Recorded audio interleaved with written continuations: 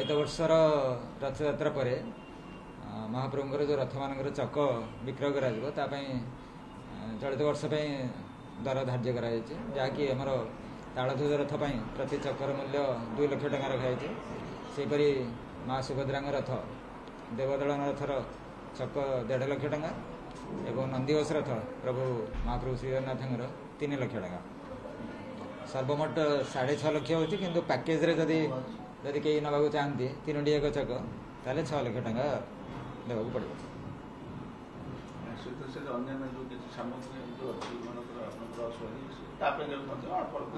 किसी आम गत वर्ष अपेक्षा दर टी अधिक बढ़ेचु से स्वतंत्र भाव गोटे अंडरटेकिंग लिखे ठीक भाव जमी तार सांक्टिटी मेंटेन करेंगे से आम प्रत वर्ष जमी रही है अंडरटेकिंग बाध्य कौन हो जगन्नाथ महाप्रभुर 42 चक प्रत वर्ष बाहर जिते शीघ्र आमर मंदिर को मंदिर छड़ीदेव से पैसा आसो गुड़े चक भांगी जाऊँगी खतरा हो पड़ी कि जगन्नाथ लोकसानी हो तेणु सी जब करते कौन जहाँ कर पैसा ताकू देखिक जहाँ जहाँ करमें से कह कि ना आम कहले भी कौन हम आम कहले किसी लाभ ना